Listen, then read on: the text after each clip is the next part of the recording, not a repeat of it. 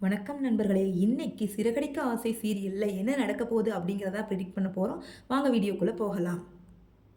ஆமாங்க, சேதுவும், ராஜாங்கம் ஐயாவும் தமிழ்ச்செல்வியுடைய ஃபோன் கால கேட்டு சென்னையிலிருந்து திரும்பி வர ரெடி ஆயிட்டாங்க. அங்க பஞ்சாயத்துக்காரங்க அவங்களுக்காக வெயிட் பண்ணிட்டு இருக்காங்க. அதுக்கப்புறமா பார்த்தீங்கன்னா, தமிழ்ச்செல்வி அவங்களோட குழந்தைகள ரிசீவ் பண்றதுக்காக ரெடி ஆகுறாங்க. நான் எப்படியாவது ரொம்ப நாள் கழிச்சு என்னோட குழந்தைகள அழகரையும், மீனாட்சியையும் ஒட்டுக்கா பார்க்க போறேன் அப்படின்னு ஒரு ஆதரவோட நின்னுட்டு இருக்காங்க. அப்போதான் ஈஸ்வரி பண்ண சதி வேலைக்கு தகுந்த பதிலடியும் தமிழ்ச்செல்வி குடுக்குறாங்க. அதாவது, "நீ இந்த மாரி வேலைகள பண்ணும்போது நான் யாருன்னு உனக்கு காமிச்சே தான் ஆகணும்.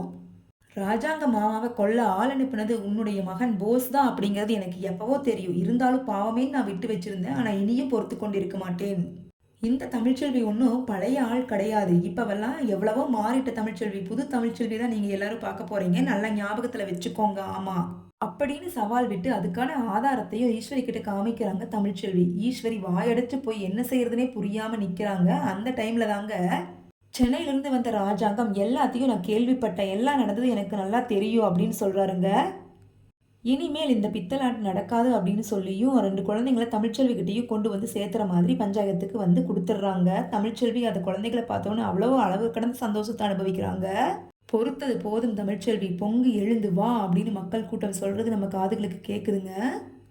குழந்தைங்கள வாங்கின தமிழ்ச்செல்வி, என்னடா அழகரு உனக்கு ஒன்றும் ஆகலையே, அந்த பொம்பளைங்க உன்னை நல்லா தான் வச்சிருந்தாங்களா, கண்டிப்பாக கொடுமைப்படுத்தியிருப்பாங்க, நான் இல்லாம எப்படிடா இவ்வளோ நேரம் இருந்த அப்படின்னு ரொம்ப கவலைப்பட்டு பேசுகிறாங்க அவங்களோட குழந்தைங்க கிட்ட. அப்போ தான் வர்றாரு சேது.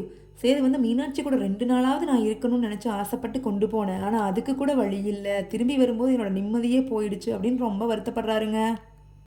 ஈஸ்வரியும் ஐஸ்வர்யாவும் பார்த்தீங்கன்னா, என்னை ரொம்ப அவமானப்படுத்திட்டா இந்த தமிழ்ச்செல்வி. போன 2 நாள் கூட என்னை நிம்மதியா இருக்க விடல. இந்த மீனாட்சியும் அதே மாதிரி தான். அவங்கள கண்டிப்பா நான் பழிவாங்கியே ஆகணும் அப்படின்னு பேசிக்கிறாங்க. இனி அடுத்த கட்டத்துல அவங்க என்ன பண்ணுவாங்க? எப்படி காய் நகர்த்த போறாங்க? அப்படிங்கிறது நமக்கு பொறுத்திருந்து பார்த்தா தான் தெரியுங்க.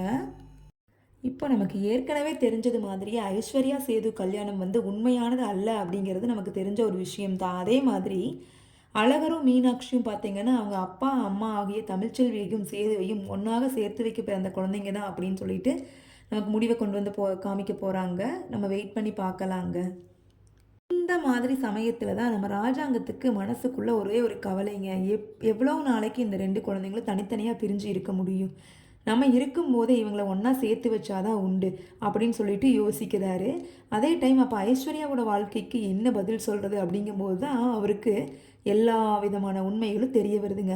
பாதி உண்மைகள பார்த்தீங்கன்னா, கருப்பு சொல்லி தெரிஞ்சுக்கிறாரு. மீதி உண்மைகள பார்த்தீங்கன்னா, நம்ம ஈஸ்வரி நடத்தின நாடகம், போஸ் நடத்தின நாடகம் எல்லாமே வெளியில வருதுங்க.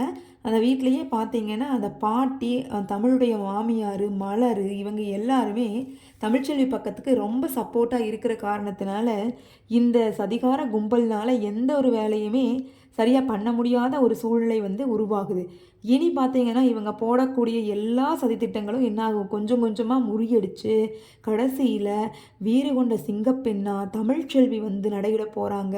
அவங்களுடைய 2 குழந்தைகளும் பார்த்தீங்கன்னா, தாய் தந்தையரோட ஒழுங்கா சேர்ந்து வாழ போறாங்க. அப்படிங்கிற மாதிரியான நகர்வுகள் தான் இனி வந்து தொடர்ந்து நம்ம கதையில வந்து போய்க்கிட்டே இருக்கும். ரொம்ப நாளைக்கு ஒருத்தங்கள அழிச்சு வாழ்ற வாழ்க்கை வந்து நிலைத்து போகாதுங்க. எப்படி இருந்தாலும் ஒரு நாள் சந்தி சிரிச்சே ஆகும். எப்படி இருந்தாலும் ஒரு நாள் வெளியில வந்து தான் ஆகும் இல்லைங்களா? அந்த மாரி தாங்க இந்த தமிழ்ச்செல்விக்கு நடந்த சதிகளும், அவங்களால நடக்கப்பட்ட ஈஸ்வரி அண்டு ஐஸ்வர்யா இவங்க எல்லாருமே கண்டிப்பா ஒரு நாள் கீழ வருவாங்க அப்படின்னு நம்ம எதிர்பார்த்தது தான். ஆனா இவ்வளோ சீக்கிரம் மாட்டிக்குவாங்க, இவ்வளோ சீக்கிரம் தமிழ்ச்செல்வி வந்து முன்னேறுவாங்க அப்படிங்கிறது வந்து ஒரு பெரிய அதிசயமான ஒரு விஷயம் தாங்க. இனி பார்த்தீங்கன்னா,